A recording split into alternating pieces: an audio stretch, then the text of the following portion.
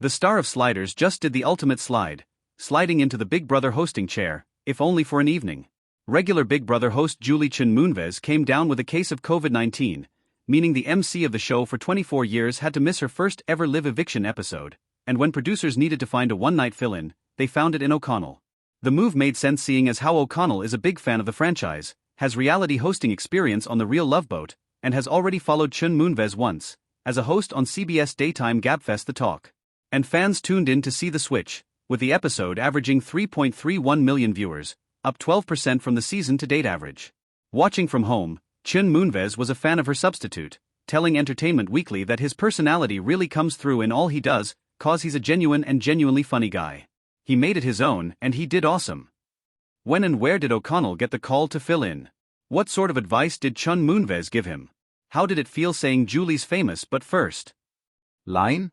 And what made him the most nervous about his one-night stand?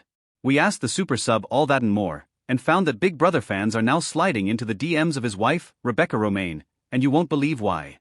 Where were you and when was it that you got the call to step in for Julie for a night as host of Big Brother? Just take me though the timing and circumstances of that call. Jerry O'Connell, it was frightening. I got a call from my agent at 8 a.m. yesterday.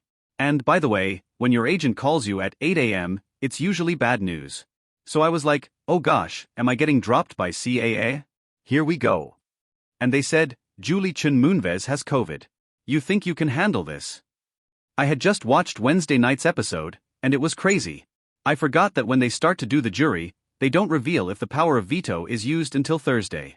So I was like, hold on a second before I say yes to anything, did Mackenzie use the power of veto on anybody?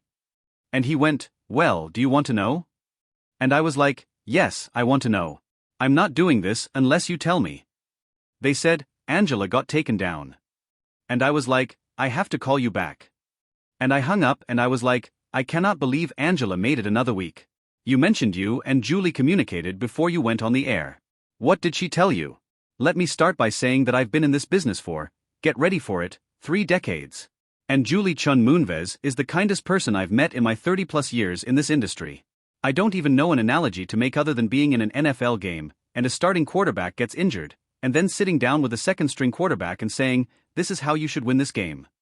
I don't want to go into too much detail about what we were saying. You have the relationship with her. You can ask her, but I will say she's the kindest person. I only know as a fan watching the show, it is a very intricate, complicated production. And after substitute hosting, I was shocked to find out, not only has the show never won an Emmy, it's never been nominated for an Emmy. And right now it's Emmy weekend and I want to kick off the 2025 Emmy campaign for Big Brother. That show needs to be nominated for an Emmy. Every member of that crew, every member of that production team, every producer, the director, Tony, they are so good at what they do. They were able to take a schlub like me who had zero experience hosting that show and make me a passable host in 3 hours. And that is a testament to how good they are. And, by the way, it's not just the live show and being on that shiny floor. There's a live aspect I'm not even getting into with the live feeds and all that stuff and how they wrangle all the house guests. We did a dress rehearsal where all the house guests were there, and I couldn't believe how organized it was. It was a humbling experience. So I am personally kicking off their 2025 Emmy campaign. Get Big Brother an Emmy. You're selling yourself short and being very modest, but you're a pro and you know this franchise very well. What were you most nervous about? Because it is live, you are there without a net, and there are a lot of moving parts. I was most worried about Big Brother fandom. I always look at the hashtag BB26 on X, and I know I speak firsthand that Thursday nights, I want my Julie Chen-Moonves. I want my but first. I want my love one another. I want my coffee the exact same way every time.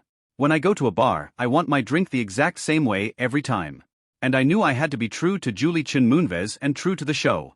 I didn't want to go out there and ruin anybody's Thursday night, especially Big Brother fandom, who are quite vocal and not afraid to let their opinions be known. How did it feel saying Julie's famous line? But first? It's so funny. When we did the dress rehearsal, when I said but first, I was laughing and I said, I'm so sorry. I got excited about that, but first. I couldn't believe I was saying it. And they went, you know what? This is you. If you get excited saying it, that's okay. Everyone will understand it. So that sort of loosened me up a little bit that I could react naturally to it. And you know what? I have a WhatsApp group chat with my Big Brother friends and my good buddy Matthew who's on there. He's very opinionated about Big Brother. I found out at 8 a.m., but it wasn't announced until 11. So at 11 it went out, and I didn't tell my WhatsApp group that I was hosting tonight. I just was too afraid of saying any information. I didn't even tell my wife. But immediately I got a text from Matthew saying, "Dude, whenever the evicted house guest sits down, you have to do the Julie Chun Moonves stay right there." So when Quinn comes out and sits down right before the commercial break, I said an emphatic Julie Chun Moonves stay right there. And my buddy Matt wrote, "Dude, I felt like you were saying that to me." Speaking of Quinn, what did you make of him throwing in some Kangaroo Jack and Sliders references? When I was in the dress rehearsal, I was talking about my personal feelings about how I feel the vote should go, and I was reminded, hey man, you are Switzerland here. As a fan, we express dismay with who gets voted out or we express joy with who gets voted out. But that was a really good note that they gave me. That's why Julie Chun Moonves so good at this job, because Julie Chun Moonves is a journalist first, and a terrific one at that. That said, I think they made a mistake voting Quinn out last night. I would have broken up that treat trio, personally. And that makes me think that that trio is going to go far. I agree. I would have voted Chemo out of there. I would have broken that trio up. And this is going to be a hot take, and I don't care if everybody on hashtag BB26 gets mad at this. When I heard that Angela got taken down, now I hope Angela wins the whole thing. Sorry, not sorry. I hope the tears start flowing and I hope Angela wins this whole thing. The fact that Angela got taken down? That's it. Let's go. It's crazy. It reminds me of Dr. Will back in season 2 where they're like, oh, we'll just get him next week. We'll get him next week. We'll get him next week. And we all know how that went.